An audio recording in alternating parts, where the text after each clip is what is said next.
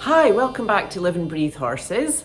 Today we're going on with our discussion about lightness, and we're going to look more in depth at all the reasons why that we spoke about in the last video. Why do we want to be light? Why does it matter? Why bother?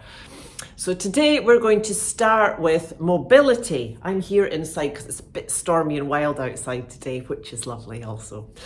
So I mean, it's logical, isn't it? If you think if something's mobile, it's light. If it's fixed and stuck, it can be more heavy.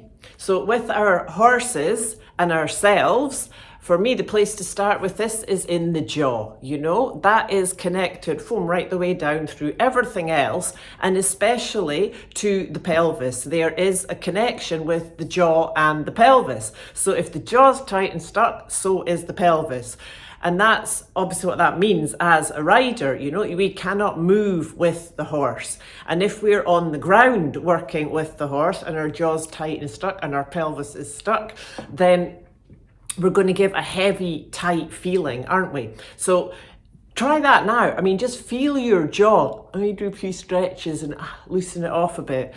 Make weird faces and move around. You know, I'm not going to walk off camera, but have a walk around, have a move around, and just feel the difference if your jaw's tight or if your jaw's loose, of how that affects your body and the movement in your body. And of course, it's exactly the same for the horse.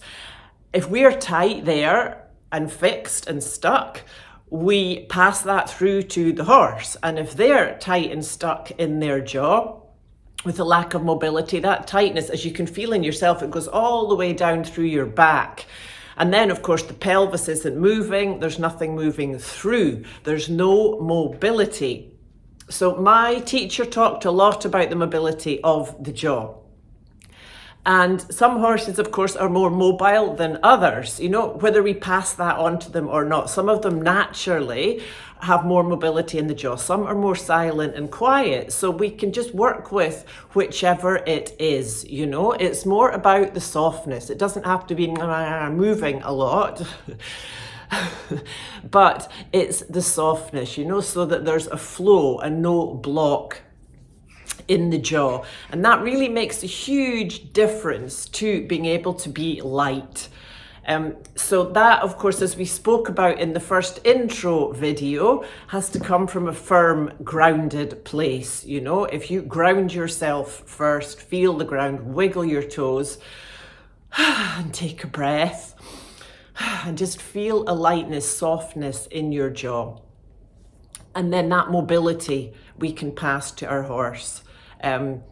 If they're stuck, you know. Some days they help us, you know. I notice my horses sometimes will start to lick and chew and move their jaw and get really mobile, and that can be sometimes a sort of reminder to me. And it's also the whole licking and chewing thing, isn't it, that when they're in that, they're very mobile and light and active. So yes, I hope that's helpful.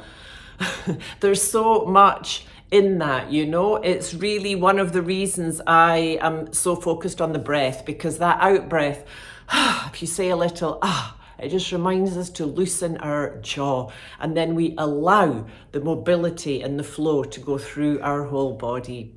So thank you for your time, for joining me today. Go and try that out. Let me know how you get on, and I'll look forward to see you next time.